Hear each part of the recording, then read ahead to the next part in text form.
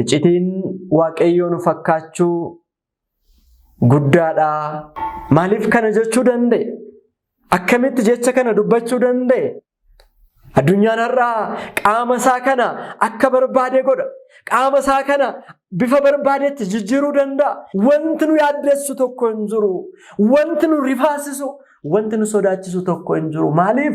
Inni abbaa keenya ta'e sun isa waan hunda gochuu danda'u.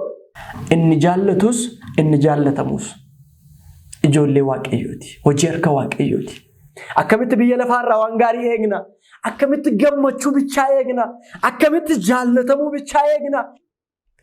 Kanaaf har'a biyya lafaarratti wal qoodinsi, wal ajjeesuun, wal dhiphisuun, lagaan wal qoodanii wal ari'achuun isa wajjiniin hariiroo sirriidhaan isa duukaa jiraannee gaabbii gallee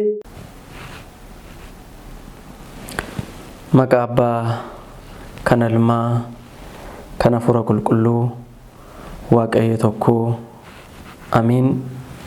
Maqaa Abbaa kan Ilmaa kan Hafuura Qulqulluu Waaqayyo tokko amiin. በስመ አብ ወወልድ ወመንፈስ ቅዱስ አሐዱ አምላክ አሜን። ሁንዱማ ዱርሴ inni turee fi inni jiraatu alfaa har'a kan jiru boris uumama hundumaa dabarsee kan jiraatu mootii bara baraa waaqa keenya gooftaa keenya Yesuus Kiristoos nagaa fi jaalala isaa baay'isee guyyaa fi saatii kanaan kan nu ga'e maqaan isaa yeroo hundumaa kan galateeffamee fi olol kan jedhee nuuf yaa ta'u. Kabajamtootaa fi jaallatamtoota maatii waaqayyoo halaaf bakka garaagaraa teessanii sagalee waaqayyoo isa jiraataa kana dhandhamachuudhaaf barachuudhaaf qophooftanii kan jirtan maatiin waaqayyoo kan isin jaallatu isinis isa kan jaallattan maatiin waadaa haadha keenya qulqulleettii dubaroo maaramii maatiin ergamootaa fi maatiin wareegamtootaa maatiin qulqullootaa nagaa waaqa keenya qoricha keenya Yesuus Kiristoos tokkicha lubbuu isaa osoo hin mararsifatiin dabarsee nuuf kenneetiinan nagaa isin gaafadhaa. Akkam yeroo kana geessanii akkam bultanii akkam ooltan ameen. Arjummaan isaa kan nuuf baay'ate dhiifamni isaa daangaa kan hin qabne yeroo hundumaa nurraatii kan addan baane sababa badii keenyaatii fi dabarsee du'aaf kan nullaanne waaqni abbootii keenyaa waaqni Abrahaam, waaqni Yisihaaq, waaqni Yaaqoob yeroo hundumaa maqaan isaa kan kabajamee fi olol kan jedhe nuuf yaa ta'u. Durbummaadhaan ulfooftee, durbummaadhaan kan deesse qulqulleettiin haati keenya dubaroo Maariyaamii uumaa ishee ilma isheetii gaditti uumamtoota hundumaa jiranii olitti maqaan ishee kan kabajamee fi kan ulfaate nuuf yaa ta'u. Ergamoonni, wareegamtoonni, toloonnii fi qulqulloonni hundumti isaanii warri waaqayyoo isaan filate, warri waaqayyoo isaan kabaje, warri isaanis immoo waaqayyoodhaaf jedhanii addunyaa kana toffatanii isa duukaa bu'an akkaataa sadarkaa qulqullummaa fi kabaja isaaniitti maqaan isaanii yeroo hundumaa kan kabajamee fi kan ulfaate nuuf yaa ta'u. Kabajamtootaa fi jaallatamtoota maatii waaqayyoo namni barsiisaa miti. Kan barsiisu waaqayyoodha. Kan barsiisu isa hundumaa danda'u.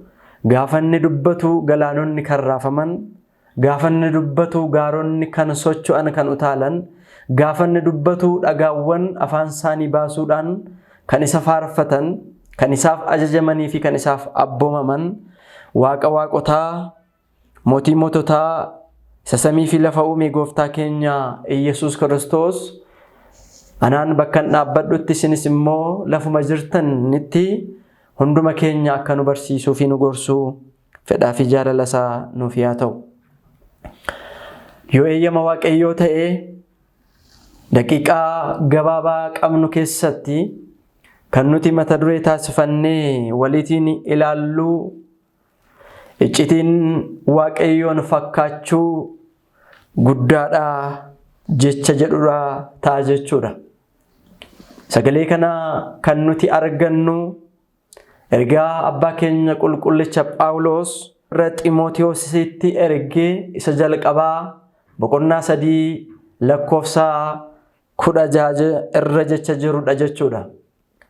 Ummata Waaqayyoo, iccitiin Waaqayyoon fakkaachuu guddaadha jechuudhaan jalqaba. እግዚአብሔርን የመምሰል ምስጢር ታላቅ ነው ይላል። በዚህ በአንደኛ ጢሞቴዎስ ምዕራፍ 3 ከቁጥር 16 ኡመተ ዋቀዮ ጀቸ ከና ከንዱበቴ ኢፈ ብየ ለፋ ከንተኤ ጎዳ ደማስቆ ኬሰት ክርስቲያኖታ ኦሶ አሪየቱ ክርስቲያኖታ ኦሶ ረክሱ ክርስቲያኖታ ኦሶ ጎዳንስሱ mana ክርስቲያና ኦሶ ጉቡ ዮካንም ኦሶ በርበዴሱ ዋቀዮ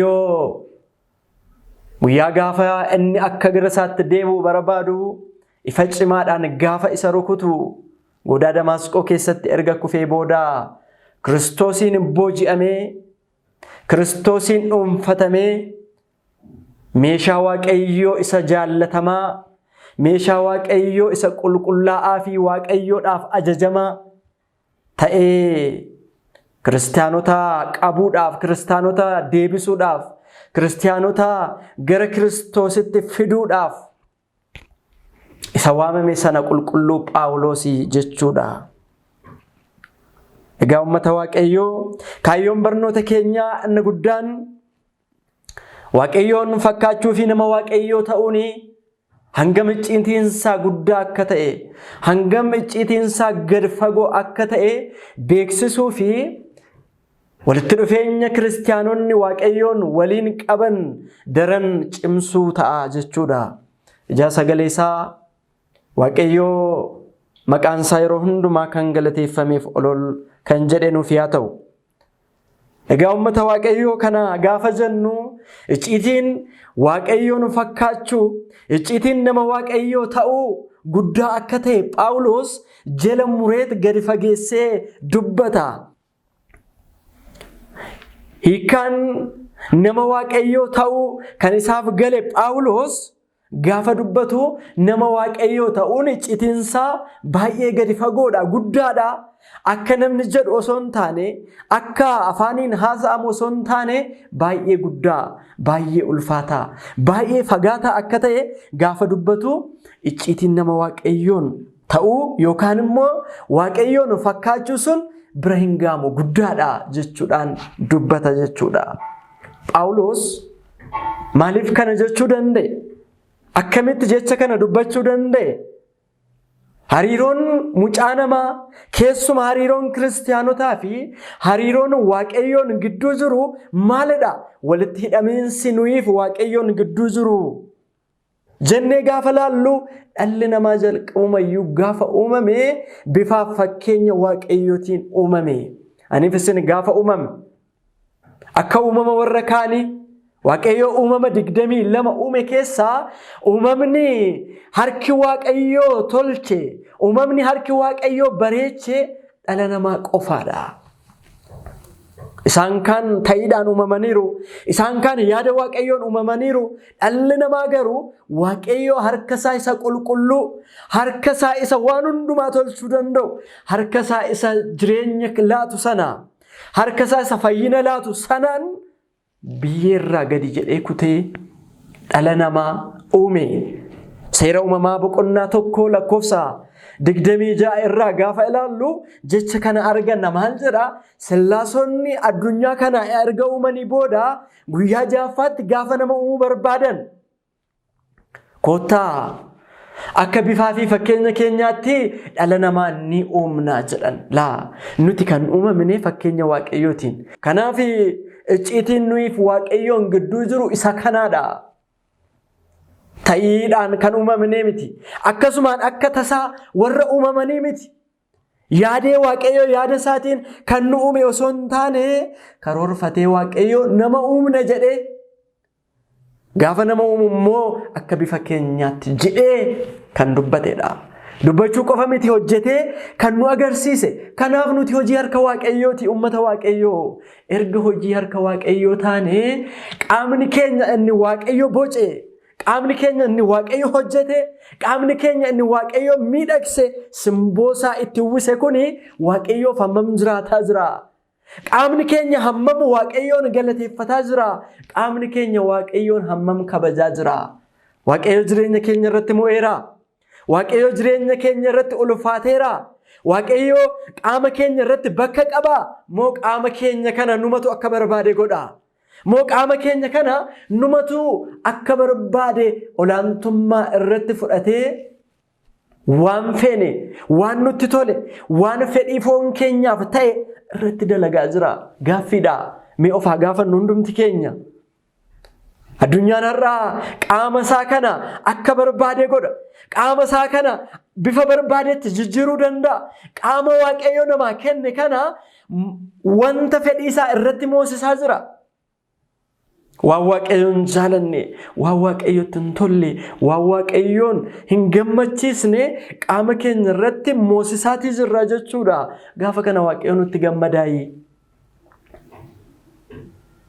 Ummata Waaqayyoo kana ogummaadhaan ilaaluutu nurraa eegama. Kana ogummaadhaan ilaaluutu nurraa eegama. Maal jedha abbaan keenya qulqullichi Phaawulos tokkoffaa Qorontos boqonnaa 3 lakkoofsa 16 gaafa laallu isin isa jiraataa mana qulqullummaa Waaqayyoo akka ta'e hin beektaniioo. Erga akkas taatan immoo isa jiraataa kan ta'e Hafuurri Waaqayyoo akka isin keessa jiraatus hin dagattanii oonuun jedha. Dhugaadha. Nuti mana qulqullummaa Waaqayyooti. Isa jiraataa mana qulqullummaa Waaqayyoo isa kabajamaa isa ulfaataa taane harka Waaqayyootiin uumamneerra jechuudha. Har'a kana dagannee qaama kabajamaa kana irratti cubbuu moosifnee, jallina moosifnee, hammeenya moosifnee, waan Waaqayyoon jaallanne irratti moosifneetu Waaqayyoon gaddisiifne. Abbaa keenya Waaqayyoon gaddisiifne. Ilaa Waaqayyoon qaama kana uumamoota warra kaanirraa adda baasee kan uume akka nuti hammeenya irratti dalagnuuf miti. Akka nuti dalga yookaan inni hin jaallanne irratti raawwannuuf miti. Akka ittiin isa kabajnuufi. Akka nuti ittiin isa galateeffannuufi. Akka nuti isa ittiin kabajnuufi ummata Waaqayyoo. Kanaaf qaama Waaqayyoo mana qulqullummaa Waaqayyoo isa jiraataa isa qulqulluu ta'e kanaan gaafa sagaagala raawwannu, gaafa ejjinu, gaafa nama ajjeefnu, gaafa qulqulluu kan ta'e mana qulqullummaa Waaqayyoo kan ta'e kana gaafa ajjeefnu Waaqayyoon hammam gaddisiisaa jirra ummata Waaqayyoo. Waaqayyoon hammam irraa fagaachaa jirra. Kaayyoon uumamneef kana waan hin taaneef jechuudha. Kanaaf qulqulluun Phaawulos maal jedhee icciitiin Waaqayyoon fakkaachuu, icciitiin nama Waaqayyoo ta'uu dhugumatti guddaadha. Afaan namaan kan dubbatame bira gahamuu miti. Yaada namaan kan lakkaa'ame bira gahamuu miti. Nuun jedheetu nutti hima jechuudha ummata Waaqayyoo. Egaa kana dagannee har'a guyyaa har'aa maal gochaa jirra? Foon keenya kanarratti maal dalagnee jirra? Foon keenya irratti eenyutu mo'ee jira? Foon keenya maaltu bitee jira? Foon keenya yaada akkamii buusee baasaa jira?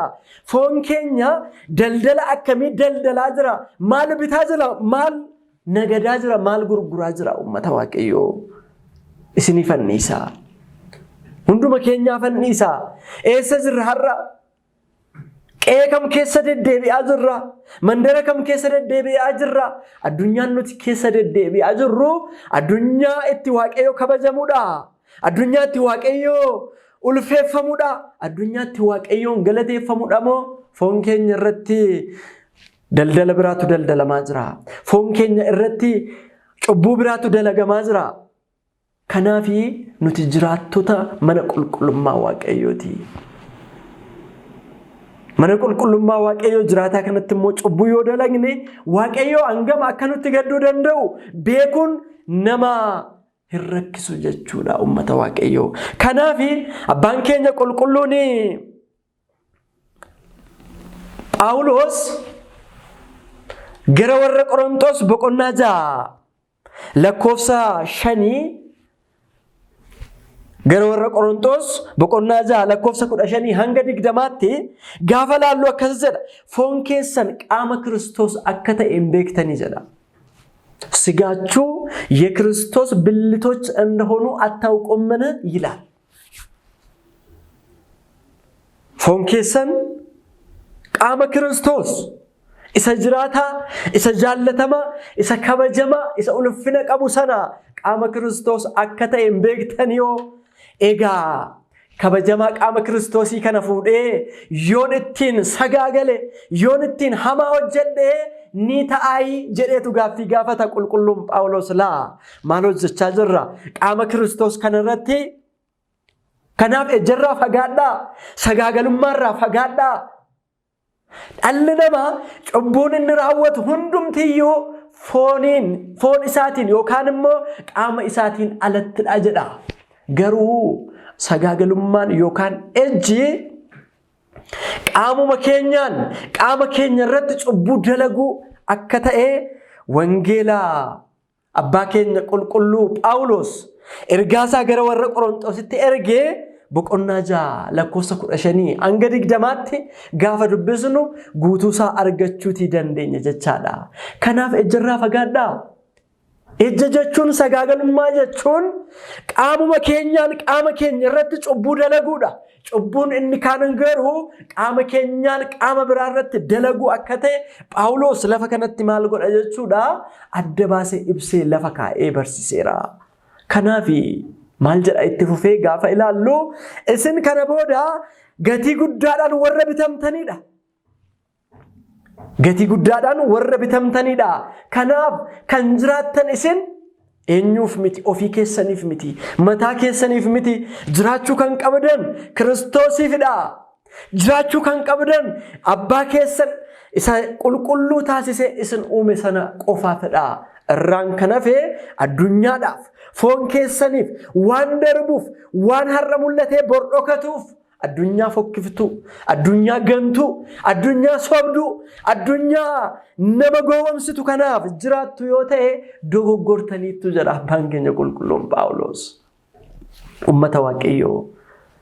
Egaa nuti kan jiraannu Waaqayyoofi uumamni keenyas kan isaati barruu harka isaatiin nu tolche waan ta'eef kan ajaa'ibu kana qofa miti.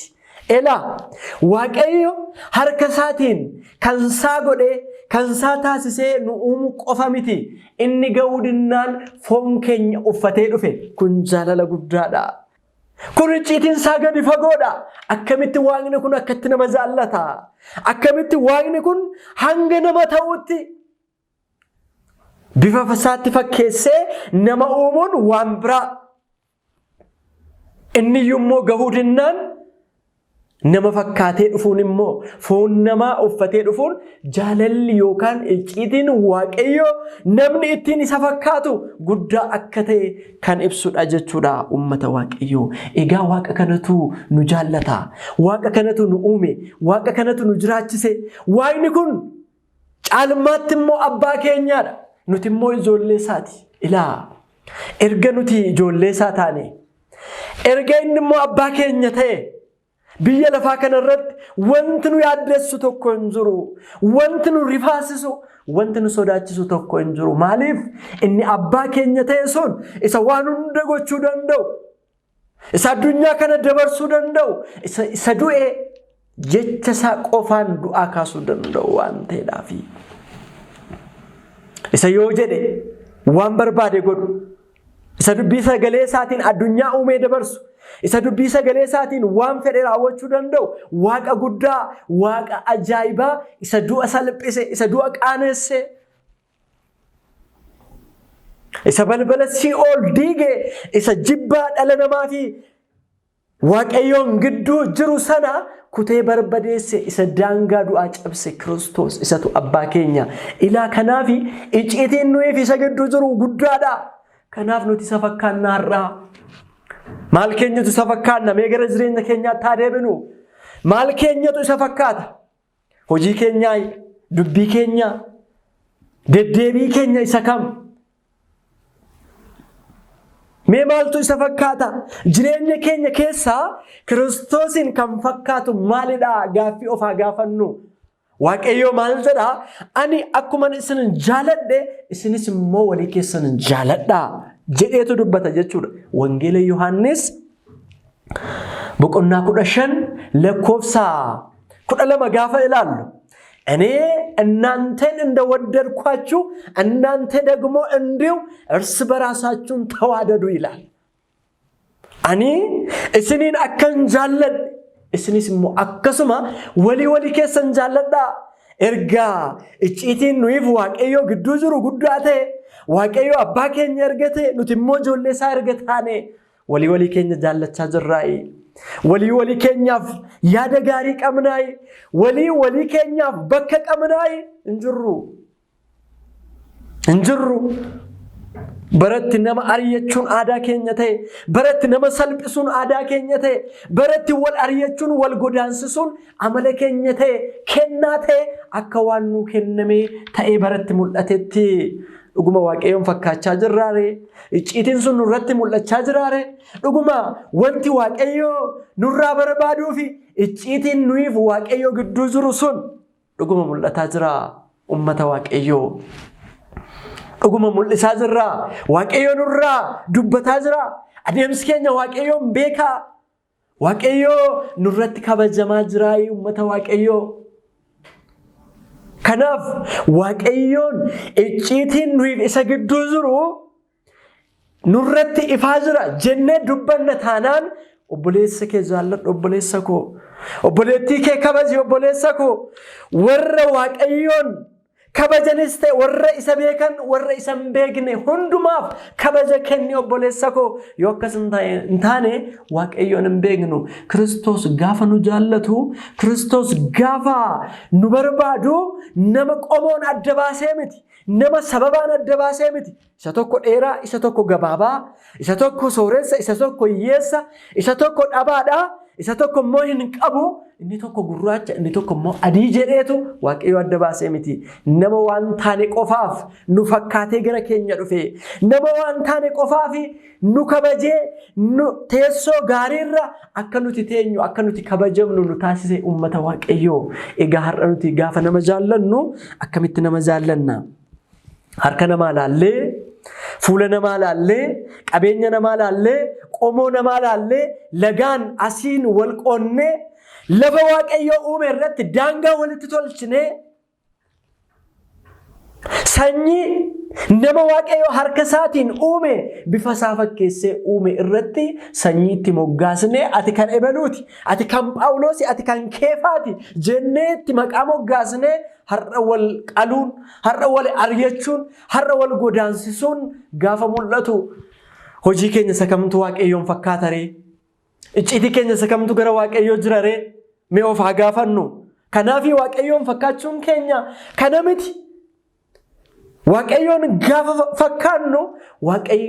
gaafa fakkaannu nama hunda akka jaallannuuf sababa malee ulaagaa tokko malee haalduree tokko malee maal akka goonuuf nama hunda akka jaallannuudhaafi nama hunda akka kabajnuudhaafi nama hunda akka kabajnuudhaafi malee sababaan adda baafnee nama akka jaallannuuf miti yoo akkasin ta'in icciitiin anaaf nuyiif waaqayyoon gidduu jiru suni hin taane raawwatamne jechuudha ummata waaqayyo maal jedha abbaan keenya qulqulluun Yohaannis ergaasaa isa tokkoffaa boqonnaa 4 lakkoofsa 20 irratti maal jedha namni waaqayyo nan jaalladha jecha obboleessa isaa hin jaallanne inni sobaadha jedha inni sobaadha dhuguma sobaadha isa jaammullatu isa wajjiniin jiraatu isa wajjin oolu isa wajjin bulu obboleessa isaa yoo hin jaallanne ta'e afuura isa ta'e Kiristoos isa arguu hin dandeenye immoo akkamittiinidha jaallachuu danda'are jedheetu dubbata dhugaadha isa mul'atu isa nu wajjin jiraatu obboleessa keenya yoo hin jaallatin waan gaarii yoo hin yaadiniif yaada gaarii yoo hin qabaatiniif hafuura isa ta'e Kiristoosiin akkamitti arguu dandeenya akkamitti jaallachuu dandeenya Waaqayyoon jaallachuu jechuun warra nu bira jiran jaallachuudha Waaqayyoon kabajuu jechuun obboloota keenya kabajuu jechuudha yoo akkas hin ta'in icciitiin nuyiif Waaqayyoo gidduu jiru sun hin taane hin raawwanne kanaaf sobaa jirra jechuudha ummata Waaqayyoo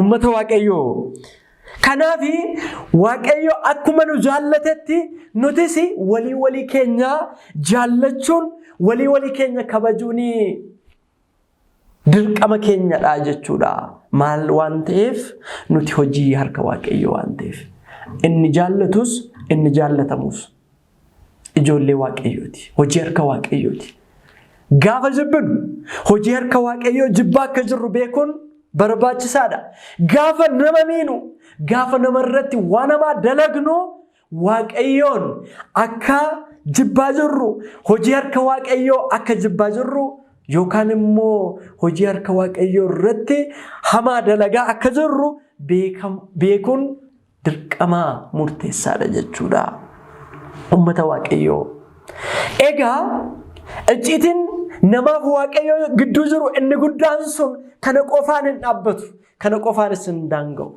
Kiristoos gara addunyaa kanaatti gaafa dhufe jireenya baatee dhala namaa fayyisuudhaaf foon namaa uffatee nama fakkaatee gaafa dhufe biyyi lafaa kun Kiristoos isa jireenya fidee dhufe du'a qopheessitee eegde Kiristoos isa jireenya mucaa namaatiif baatee dhufe isa jireenya mucaa namaatiif kennuudhaaf dhufe du'a qopheessitee du'a diggistee eegde laa baay'ee nama ajaa'iba akkamitti isa jireenya namaaf kennu akkamitti isa jireenya namaaf laachuudhaaf dhufe du'a qopheessitee eegde biyyi lafaa kanaafi hamma biyya lafaa kanarra jirrutti gidiraatu nurra jira ari'atamuutu nurra jira jibbamuutu nurra jira Kiristoos badii tokko malee hojii hamaa tokko malee maal godheera osoo nama fayyisu osoo du'aa kaasu osoo warra gaddan jajjabeessu osoo warra kufan kaasu biyyi lafaa du'a qopheessitee fi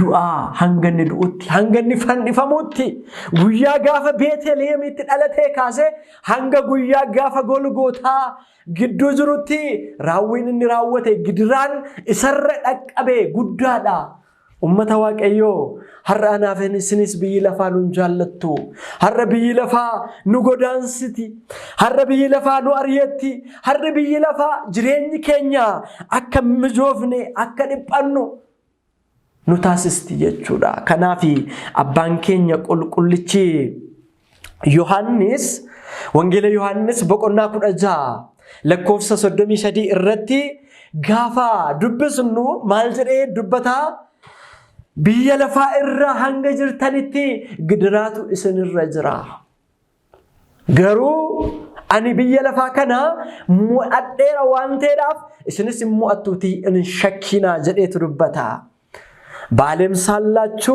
መከራ አለባችሁ ነገር ግን እኔ ዓለምን አሸንፌዋለሁ እናንተም ታሸንፋላችሁ አትፍሩ አይዟችሁ ይላል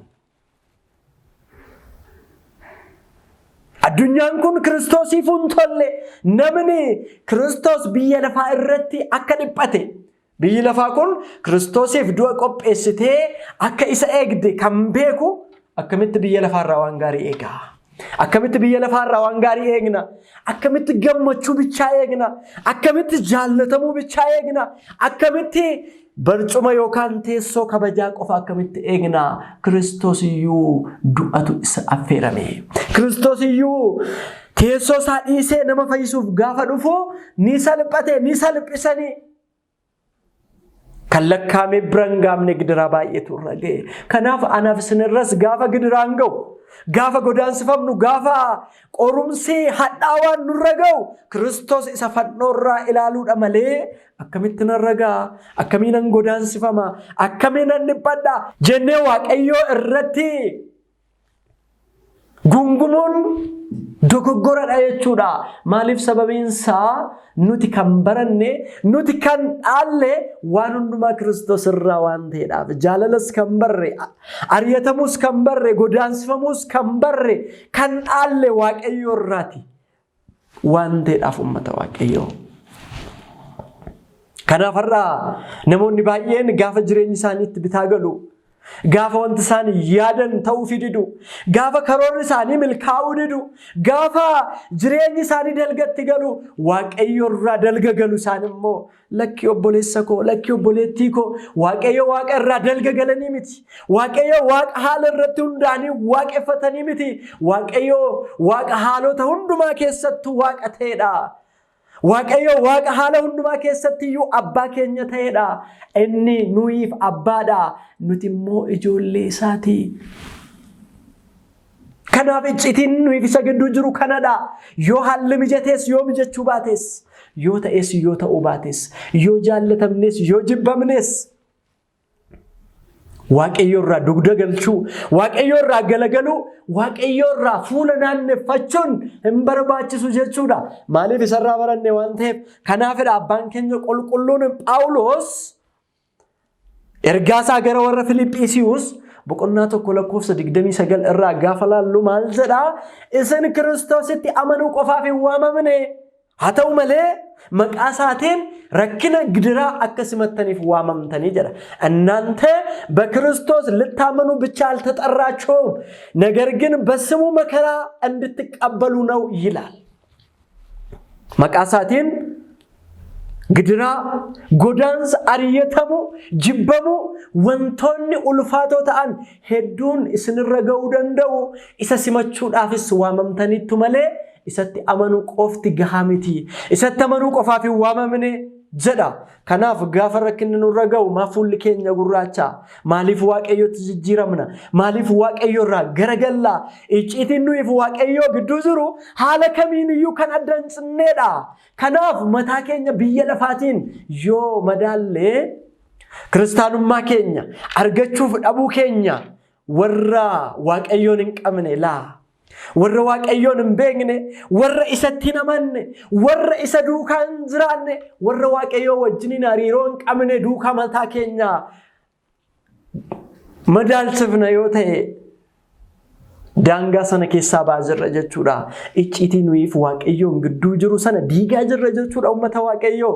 Maaliif namoonni tokko tokko warra jireenyi isaanii karaa dalgaa itti tole, warra gamoo ijaaran, warra makiinaa bitan karaa dalgaa, karaa Waaqayyoo hin jaalatin, karaa Waaqayyoo hin barbaadin, warra jireenyi isaanii qannoon isaanii lafarratti itti tole ilaaluudhaan jireenya isaanii jaraan madaalu. Lakki obboleessa koo, lakki obboleettii koo, nuti jireenyi keenya warra Waaqayyoon hin beekne, warra Waaqayyoon hin amanne, warra abdii du'aa ka'uu hin qabne, warra qannoon isaanii jireenyi isaanii biyya lafaa kana irratti dhumu, nyaatanii biyya lafaa irratti hafuuf warra jiraatan, jireenyi isaanii hundumtuu biyya lafaa qofa jedhanii warra amanan, du'aa booda jireenyi hin jiru jedhanii warra abdii hin qabne faana ofii keenya gaafa madaalchifnu nuyiif Waaqayyoo gidduu kan jiru icciitii guddaa sana daganneerra jechuudha, irraanfanneerra jechuudha. Haa ta'u malee nuti warra abdii qabanidha. Nuti warra abdii qabanidha. Du'aa booda warra jireenya barabaraatii jiraachuudhaaf abdii qaban malee waggaa kuma biyya lafaa kanarra jiraachuudhaaf hin dhufne nuti. Biyya lafaa kanarra gaafa dhufne, gara biyya lafaa kanatti gaafa dhufne, biyya lafaa kanarra jiraachuuf osoo hin taane biyya lafaa kanarratti addunyaa isa lammataa sanaaf galaa nu barbaachisu akka hojjennuufidha. Kanaaf hayyuu mana kiristiyaanaa kan ta'e abbaan keenya qulqullichi Yohaannis afaan warqee maal jedha? Gara biyya lafaa kanaa kan dhufne kuma jiraachuuf osoo hin taane galaa addunyaa sanaaf nu barbaachisu qopheeffachuufidha jedha. Uummata Waaqayyoo nuti icciitiin nuyiif Waaqayyoo gidduu jiru baay'ee guddaadha, baay'ee cimaadha, baay'ee gadi fagoodha. Kanaaf biyyi lafaa kuni yoo nu rakkistes, yoo nu boochistes, yoo nu waraantes, yoo nu mijattes mijachuu baattes keenyaa miti. waan kan keenya hin taaneef nu dhiphiste, waan keenya hin taaneedhaaf yeroo qabdutti dhimma ba'uudhaaf nu godaansiste malee osoo keenya ta'e immaa nu dhiphistu turte, osoo keenya taate immaa nu kunuunsiti turte. Ummata Waaqayyoo, kanaaf keenya biyyi keenya as miti. Addunyaan kun addunyaa keenyaa miti. Nuti jalqabumaa sanyii dhuma hin qabne, sanyii hin bannerraa Waaqayyoorraa uumamne, sanyiin keenya as waan hin taaneef bor nuti ni deemna, addunyaa kanarraa ni godaanna. Biyyi keenya as waan hin taaneef gara biyya keenyaatti ni deemna jechuudha ummata Waaqayyoo. Kanaaf icciitiin nuyi fi Waaqayyoon gidduu jiru, icciitiin sun icciitii guddaadha. Kanaaf icciitii guddaa kana beeknee Waaqayyoon duukaa jiraachuutu nurraa eegama jechuudha. Kanaaf maal jedha abbaan keenya qulqullichi Phaawulos tokkoffaa Qorontos 2:9 gaafa laallu, ijji namaa kan hin argine, gurri namaas kan hin dhageenye, yaadni sammuu namaas yaadee bira ga'uu kan hin dandeenye Waaqayyo warra jaallatuuf kan qopheesse mootummaa Waaqayyoo jedha. Nuti abdiin keenya isheedha. Isheedha kan nu darbuu hin qabne. Icciitiin keenya kan nuti Waaqayyoon faana qabnu, Waaqayyo kan nuuf qopheesse biyya lafaa kanarra akka jiraannu nutti tole osoo hin taane addunyaa ishee lammaffaa kan gurri namaa hin dhageenye, kan ijji namaa hin argine, yaadni namaas lapheen namaas yaadee bira ga'uu kan hin dandeenye addunyaa sanadha jechuudha. Kanaaf sanyiin keenya samiidha. Biyya lafaa kanarraa homaa hin qabnu. Waaqayyo yeroo tokko bara baraadhaaf maal godheera? Mucaa namaa harka isaatiin tolcheerra. Kanarraan kan hafe waan biraan beeknu. Kanaaf har'a biyya lafaa irratti wal qoodinsi, wal ajjeesuun, wal dhiphisuun, lagaan wal qoodanii wal ari'achuun, gidiraa wal irratti baay'isuun kuni kan dhufe uumamaan amala mucaa namaa osoo hin taane cubbuu diinni keenya seexanni inni jalqabaadhaa dhala namaa irratti facaase ta'uusaa beekuun baay'ee barbaachisaadha jechuudha. Ummata Waaqayyoo, egaa barnoota keenya gaafa goolamnu icciitiin nama ta'uu, icciitiin Waaqayyoon fakkaachuu mucaa namaa baay'ee guddaadha. Saatii gabaabduu kana keessatti haasa'amee afaan namaa yookaan immoo afaan koo dadhabaa kanaan ifee bira gahamee kan namaaf ifuu miti. Garuu Waaqayyo guyyaa isaatti dhala namaa ofiisaa fakkeessee kan uume icciitiinsaa guddaa akka ta'e. Dhumarratti immoo icciitii guddaa kan ta'e foon namaa uffatee Waaqayyo inni nama jaallatu gara mucaa namaa dhufuunsaa icciitii guddaa akka ta'e kan nuuf ibsudha jechuudha. Kanaaf ummata Waaqayyo nutis isa nu filatee ofiisaatti fakkeessee bifa isaatiin nu uume. Dhumarratti immoo inni iyyuu hanqannaan bifa keenya, foon keenya uffatee isa gara keenya dhufe. Waaqa keenya, Waaqa abbootii keenyaa, Waaqa Abrahaam, Waaqa Isaaq, Waaqa Yaaqoob, nuufis Waaqa keenya kan ta'e isa wajjiniin hariiroo sirriidhaan isa duukaa jiraannee gaabbii gallee fooniif dhiiga isaa nyaannee dhugnee mootummaa isaa akka dhaallu fedhaa fi jaalalaa Waaqa abboota keenyaa nuuf yaa ta'u. Nu kakaasee kan nu jalqabsiisee kan nu xumursiisee galanni Abbaadhaaf, Ilma, Hafuura Qulqulluu fi haa ta'u har'as yeroo hundumaa hanga bara baraatti. Ameen.